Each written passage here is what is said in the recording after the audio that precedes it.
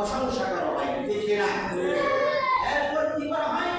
ধারাবাহিকভাবে ওলামায়ে কেরামের জামানে কোরআন ও হাদিসের আলোকে বিভিন্ন বিষয়ের উপর আমার নবীজি সাল্লাল্লাহু আলাইহি ওয়াসাল্লামের সৃষ্টি নিয়ে, নবীজি সাল্লাল্লাহু আলাইহি ওয়াসাল্লামের জীবনের বিভিন্ন দিক নিয়ে আলোচনা করে মুসলমান সমাজের মধ্যে মুসলমানদেরকে নবীর ইত্তেবা, নবীর অনুসরণ করার জন্য উদ্বুদ্ধ করা হয়, ঠিক কিনা বলুন?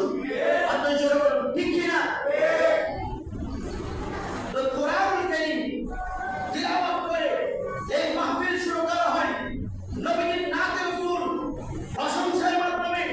যে মাহফিল শুরু করা হয় কোরআনুল কারীম তিলাওয়াতের মাধ্যমে, নবীর প্রশংসার মাধ্যমে।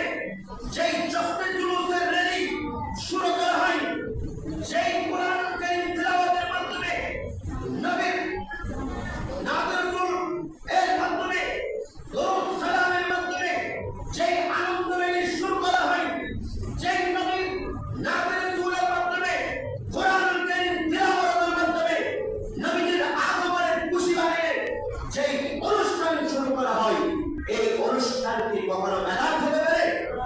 জোরে বলেন, কখনো বেদাত হতে পারে? কখনো শিরক হতে পারে?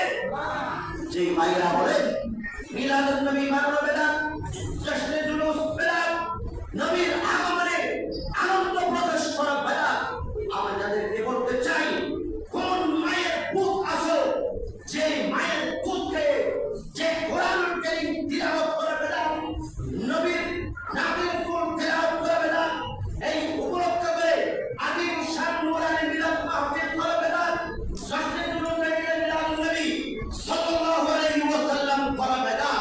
কোন মায়ের দুধ আসো, আমাদের সামনে এসে বলো, আমরা 24 ঘন্টা আপনাদের সামনে বসতে রাজি।